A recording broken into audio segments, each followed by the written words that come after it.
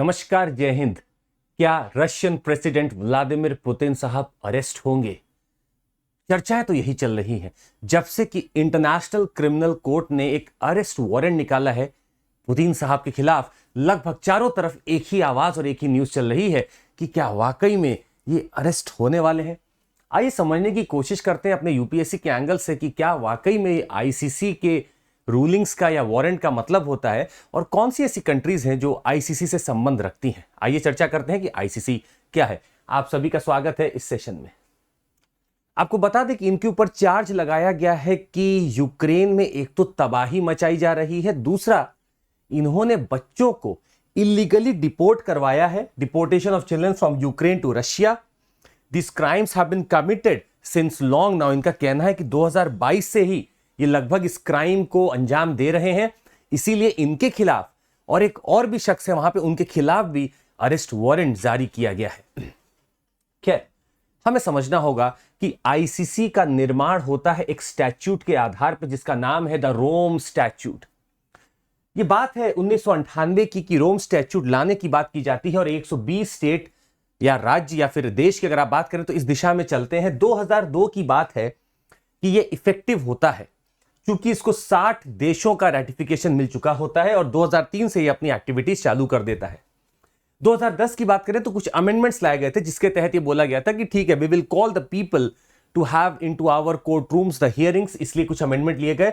और ये रोम स्टैट्यूट माना जाता है कि इंटरनेशनल क्रिमिनल कोर्ट का एक बहुत बड़ा एक प्रिंसिपल है जिसको देख देख के बाकी देश और दुनिया भी सीख सकती है, इनका ये कहना है। तो रोम स्टैट्यूट आपको याद रखना है, इसी के माध्यम से हमारा आईसीसी निकल के आता है। नीचे जरा एक और बताइएगा कि रोम स्टैट्यूट क्या किसी और चीज से भी रिलेटेड है, नीचे कमेंट करके बताइएगा। ये तो आईसीसी हमने आपको बता दिया, पर रोम क्या किसी और चीज से भी रिलेटेड लगता है? कोई ऐसे लॉ की चीज है क्या? नीचे कमेंट करके जरूर बताइएगा।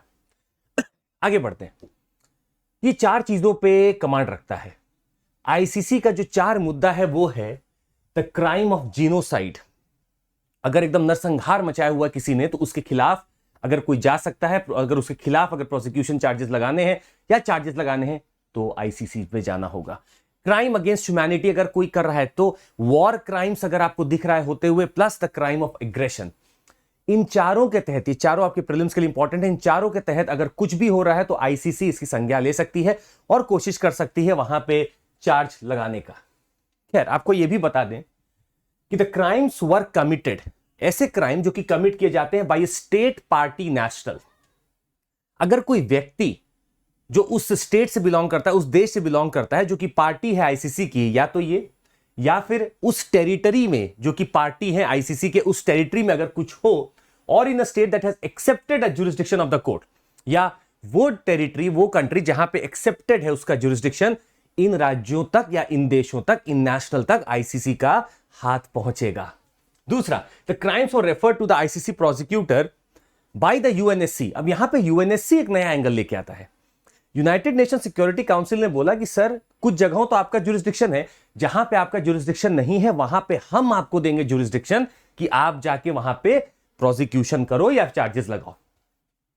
अब यहां पे एक चीज और एक तय मानिएगा कि आईसीसी एक तरह से कॉम्प्लीमेंट और सप्लीमेंट कर सकता है क्रिमिनल लॉज को, पर रिप्लेस नहीं कर सकता है। ये आपका बड़ा इजी क्वेश्चन हो सकता है पीटी में कि can they replace the national law? Not at all. They cannot. They can only complement. They cannot replace it.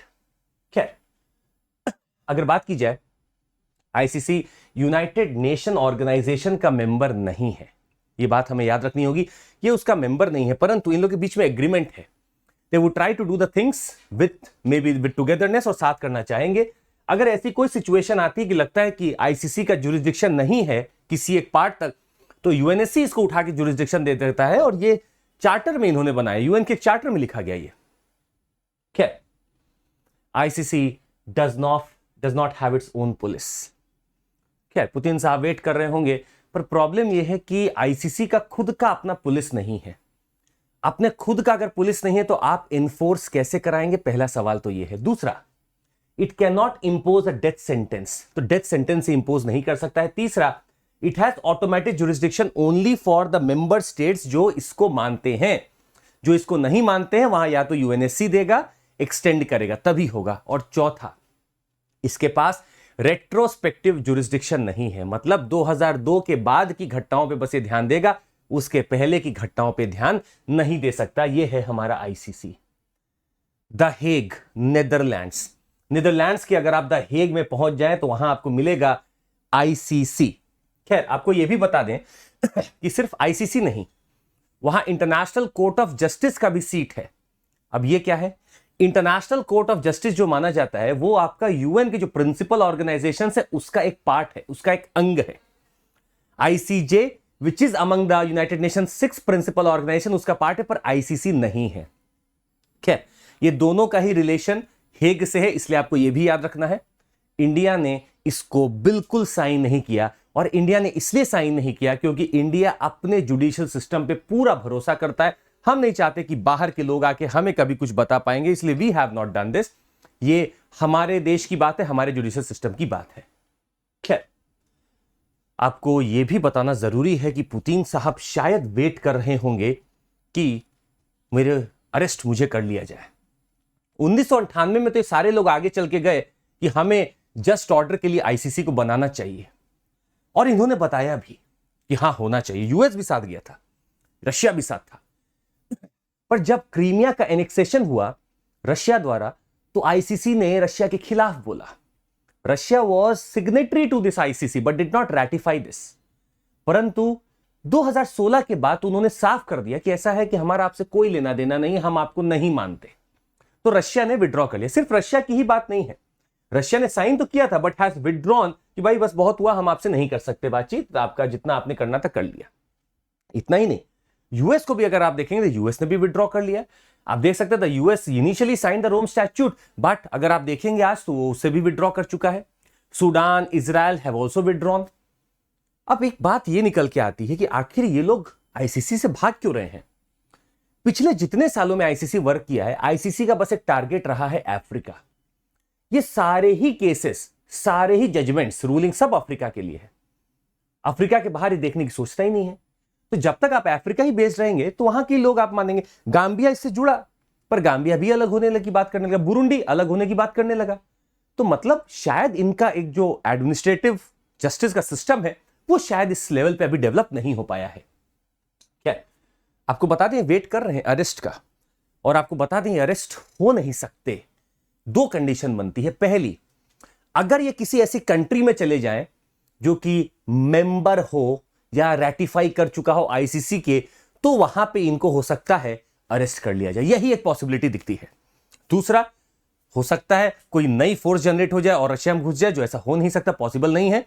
परंतु ये अब उन कंट्रीज में तो नहीं जाने वाले जो रैटिफाई ऑलरेडी कर चुके हैं। आप देख सकते हैं जितने आपको ब्लू में दिख रहे हैं सब रैटिफाइड है, मतलब ऑस्ट्रेलिया है, कनाडा है। और अगर आप अपने आसपास देखेंगे तो आपको यहां पे छोटा सा ये दिख रहा हो कंट्री बांग्लादेश, और आसपास अगर आप देखेंगे पूरे साउथ एशिया में देखेंगे तो आपको लगेगा कोई साइन नहीं किया, चाइना भी नहीं किया।